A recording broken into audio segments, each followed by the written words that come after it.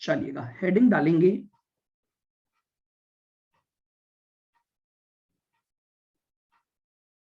Topic है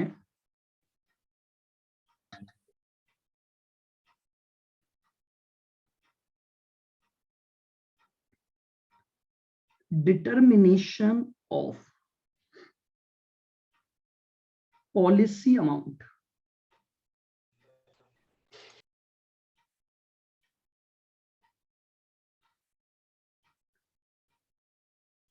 for loss of profit policy.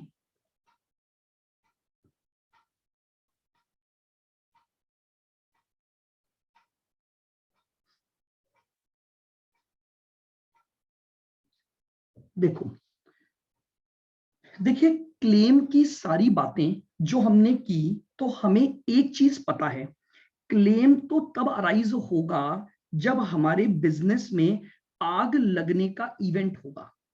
लेकिन आग लगने से पहले मैं इंश्योरेंस कंपनी के पास जाकर एक पॉलिसी लेना चाहता हूं।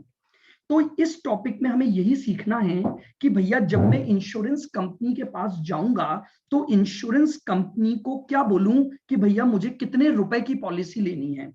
यानी बेसिकली यहां हम वो निकाल रहे हैं जो अभी तक आपको क्वेश्चन में दे रखा होता था कि आपका सम एश्योर्ड ये है या आपका पॉलिसी अमाउंट ये है। तो देखिएगा,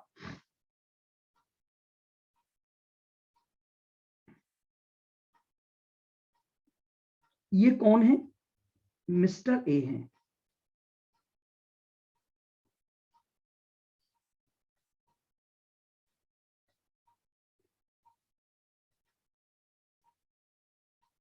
और ये है इंश्योरेंस कंपनी।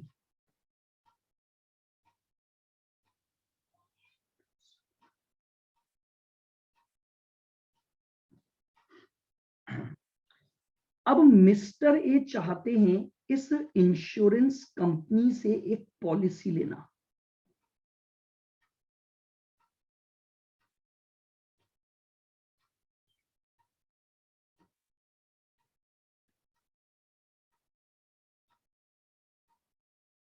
चलिएगा, अब मुझे एक सिंपल सी बात बताओ, थोड़ा सा लॉजिकली चीजों को सोचना।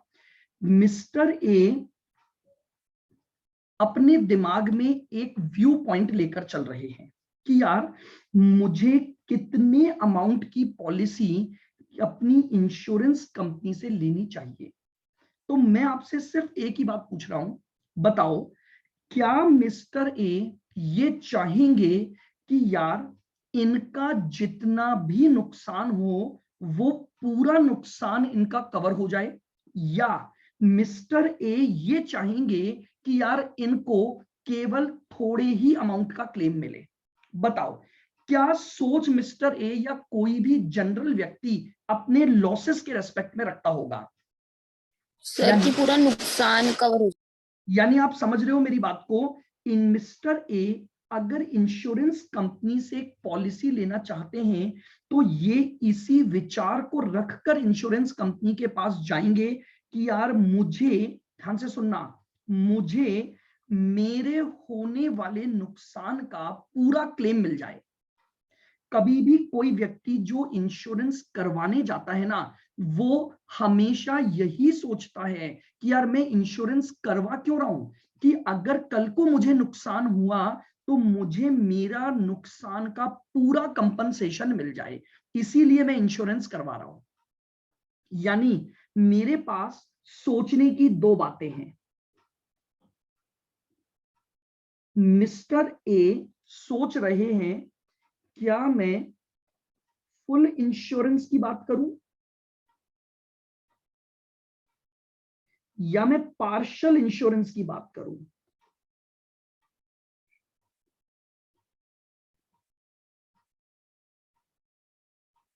तो इसका मतलब इस पर वो कभी नहीं जाएगा। कोई भी व्यक्ति कभी भी ये नहीं चाहता कि भैया उसका जितना नुकसान हो उससे उससे कम क्लेम मिले।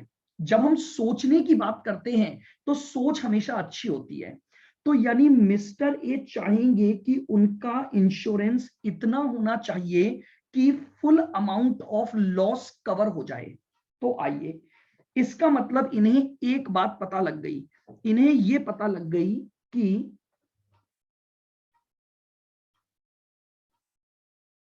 Policy amount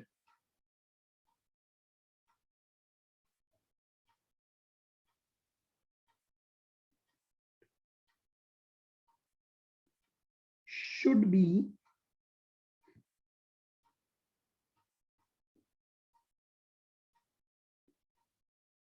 sufficient so that there will be no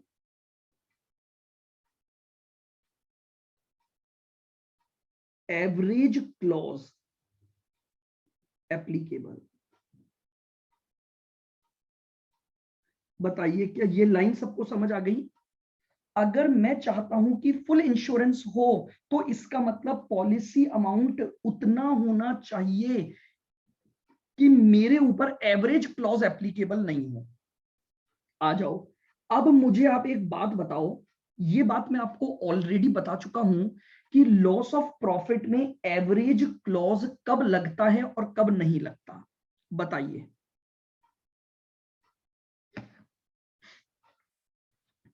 अगर मैं आपको बोलूं नो एवरेज क्लॉज ढूंढना है, तो नो एवरेज क्लॉज का मतलब हो गया जो आपका पॉलिसी अमाउंट है वो ग्रेटर देन या equal to loss of profit plus adjusted annual sales के बराबर होना चाहिए। बेसिकली अगर मैं ऐसे बोलूं तो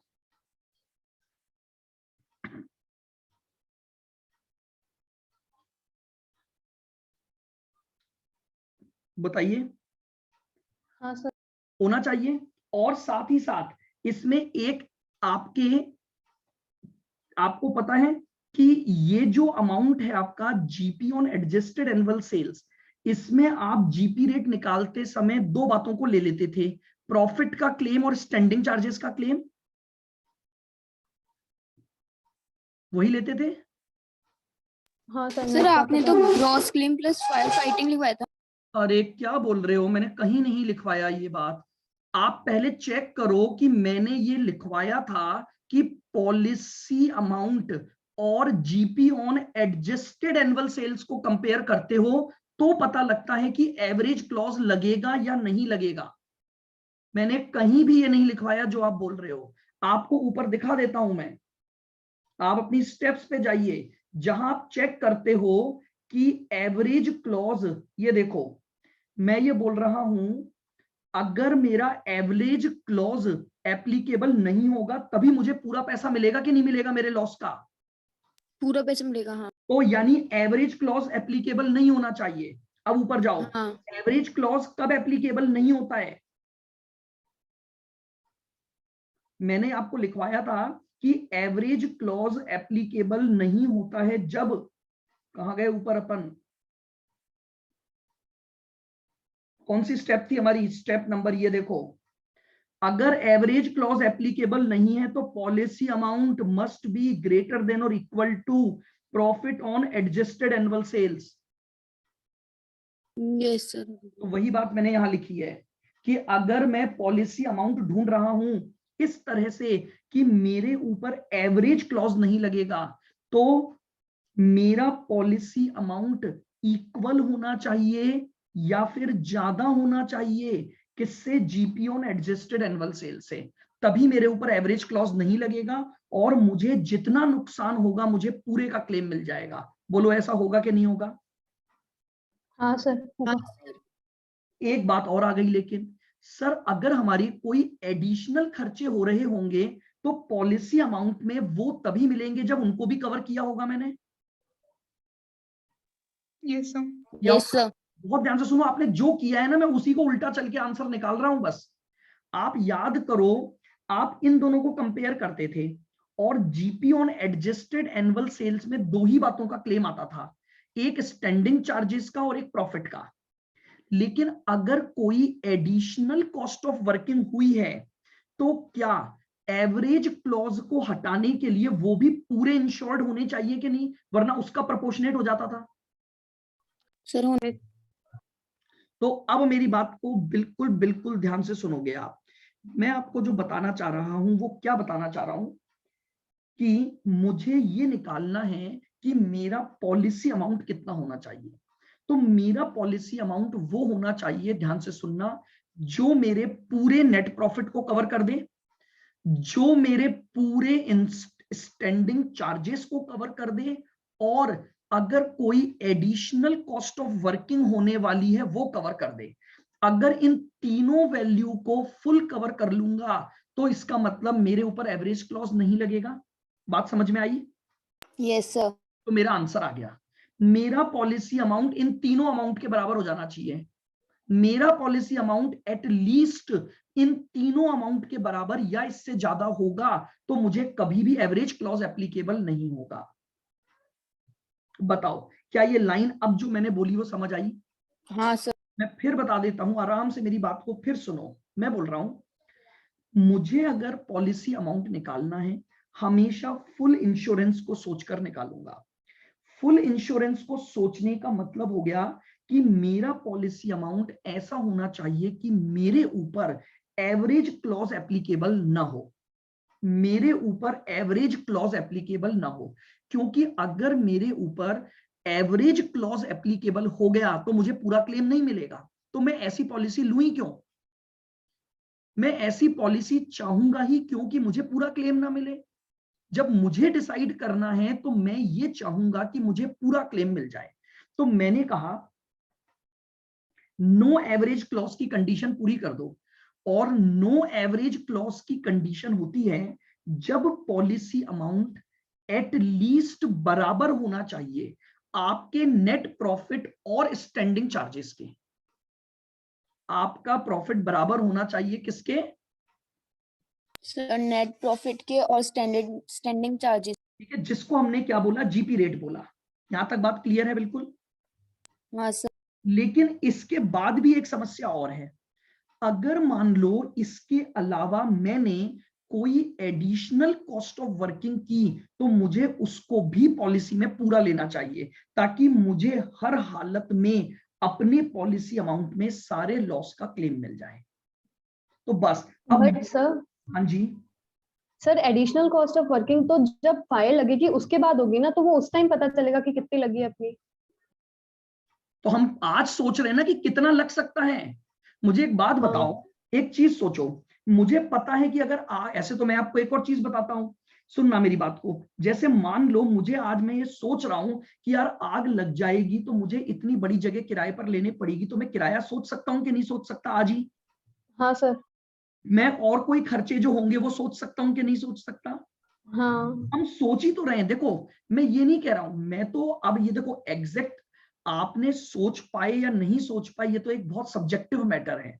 बट प्रैक्टिकली मैं तो केवल ये बोल रहा हूं कि मैं सारा प्लान बना रहा हूं।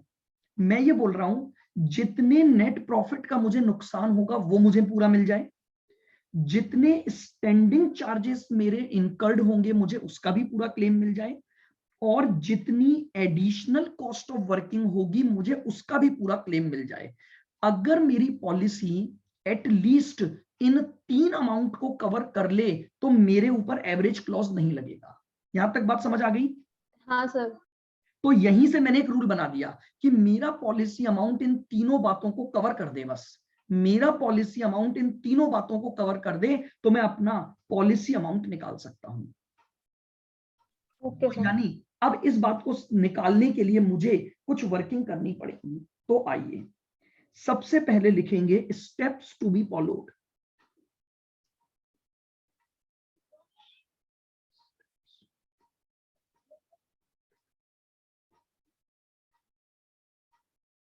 Steps to be followed.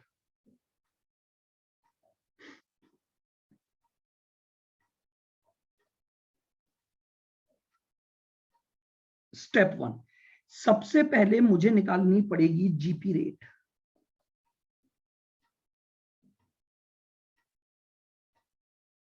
GP rate of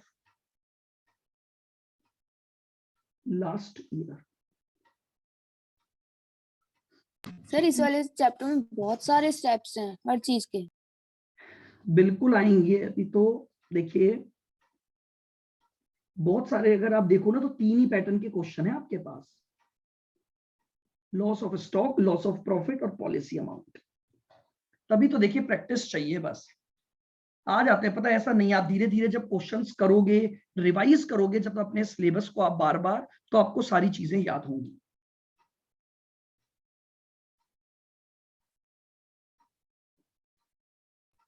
case A,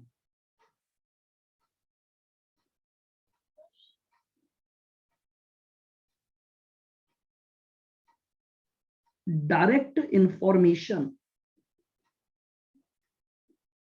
of GP is not given. तो आपको पता है इसका फॉर्मूला मैं आपको ऑलरेडी लिखवा चुका हूं, net profit of last financial year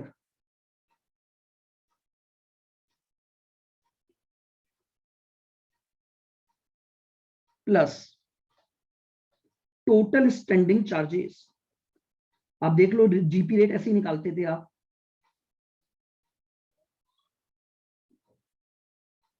यहां लिखते थे नेट प्रॉफिट प्लस इंश्योर्ड। तो अगर मुझे निकालना है तो मैं बोलूंगा कि पूरे के पूरे में इंश्योर्ड करवाऊंगा, divided by sales of previous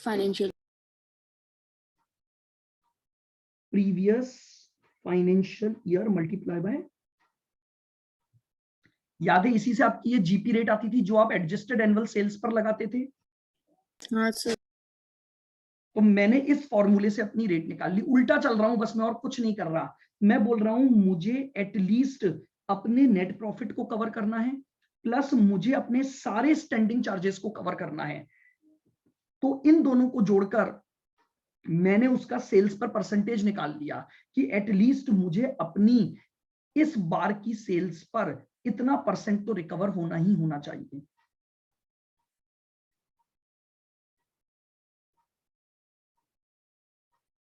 कई बार केस बी, मेरे पास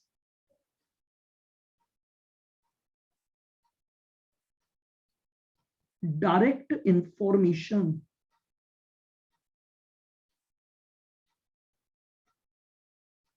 of GP is given.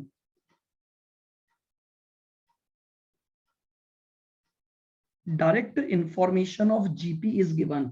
Direct information of GP का मतलब होता है सेल्स माइनस सीओजीएस। याद है आपको बचपन में पढ़ते थे आप, अगर आप सेल्स में से सीओजीएस हटा दोगे तो भी आपके पास जीपी आ जाएगा। यस। तो आप फिर इस केस में जीपी रेट डायरेक्टली भी निकाल सकते हो, gross profit divided by sales into 100। तो सबसे पहले मुझे जीपी रेट निकालनी पड़ेगी, और लीजिए बस स्टेप 2 में मैं निकाल दूंगा मेरे पॉलिसी का अमाउंट। स्टेप 2,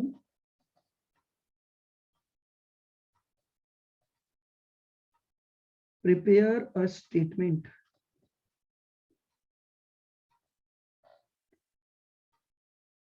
हो गया, लिखो प्रिपेयर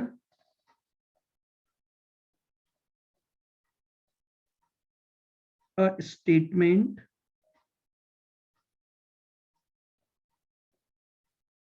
showing policy amount।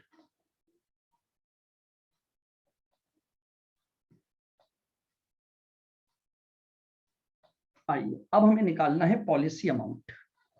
तो देखो ध्यान से सुनना, सबसे पहले मैं लूंगा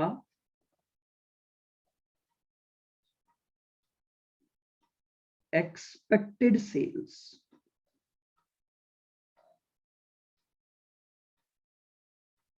of next year. जल्दी से बताओ, expected sales of next year, यानी जिसका नाम है बेसिकली एडजस्टेड एनुअल सेल्स, कैसे निकालते थे आप? सबसे पहले उठाओगे सेल्स ऑफ लास्ट 12 मंथ,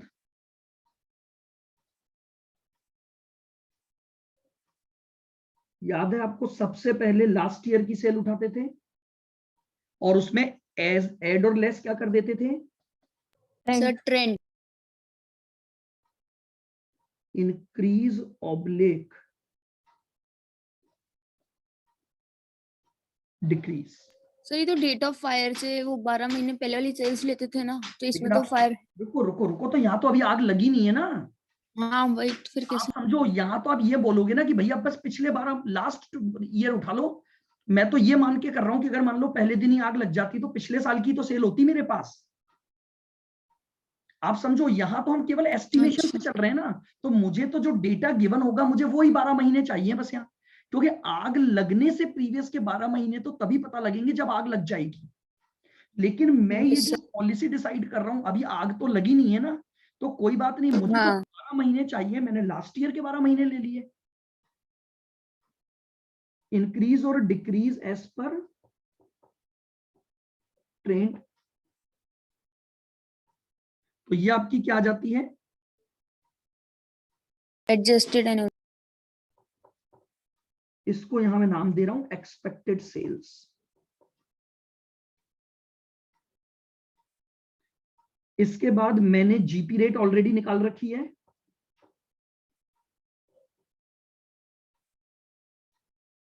तो ये मेरे पास आ जाएगा जीपी ऑन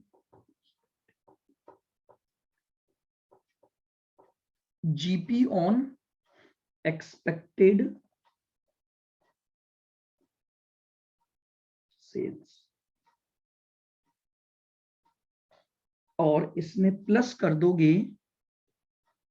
सर ये जीपी रेट को क्या किया अपन इसमें ऐड या ऐड नहीं, परसेंटेज कैसे निकालते हैं? अमाउंट मल्टीप्लाई बाय परसेंट के?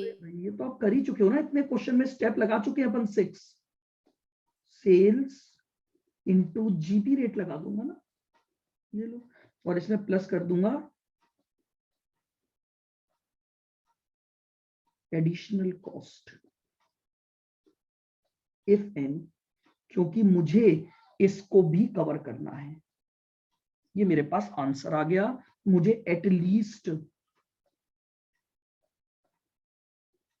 इतने अमाउंट की पॉलिसी लेनी पड़ेगी।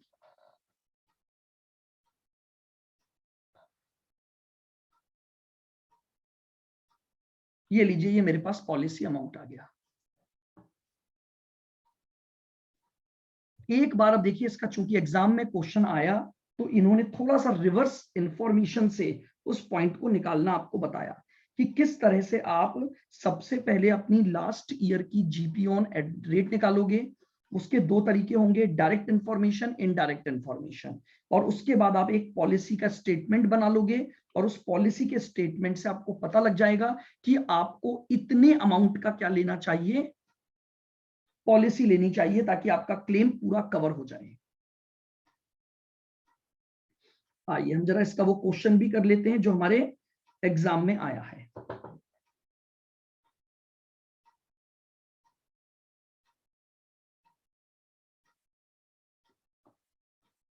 तो आइए, हमारा इसका क्वेश्चन नंबर कौन सा था? 26 दिसंबर 2018।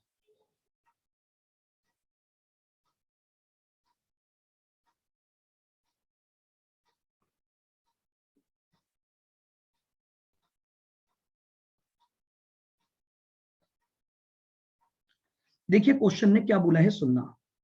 CCL wants to take up a loss of profit policy. Turnover during the current year is expected to increase by 20%. The company will avail overdraft facility from its bank at the rate 15% to boost up the sales. The average daily overdraft balance will be around 3 lakh. All other fixed expenses will remain the same. जो fixed expenses अभी हो रहे हैं आगे भी होते रहेंगे। अब आपको फर्दर डिटेल दी हुई है। Total variable expenses of the previous year 24 lakh है। टोटल आपको फिक्स्ड एक्सपेंसेस दे रखे हैं। देन आपको नेट प्रॉफिट दिया हुआ है। आपसे पूछा है determine the amount of policy to be taken for the current year. अब इस क्वेश्चन ने आपको सारी बातें दे दी, लेकिन एक बात गायब कर दी, बोले sales of last financial year नहीं है। कोई बात नहीं, जानते हो मैं सेल्स निकाल सकता हूं bye preparing a trading P&L। मुझे जानते हो नेट प्रॉफिट दे रखा है। अगर मैं नेट प्रॉफिट से उल्टा चलूंगा तो बैलेंसिंग फिगर मेरे पास सेल्स आ सकती है। तो पहला काम तो मैं यही कर लेता हूं, क्योंकि सेल्स को निकाले भी, जब तक लास्ट ईयर की सेल नहीं आएगी तब तक मैं आगे वर्किंग नहीं कर सकता। तो लिखो, लाइट गई भाई।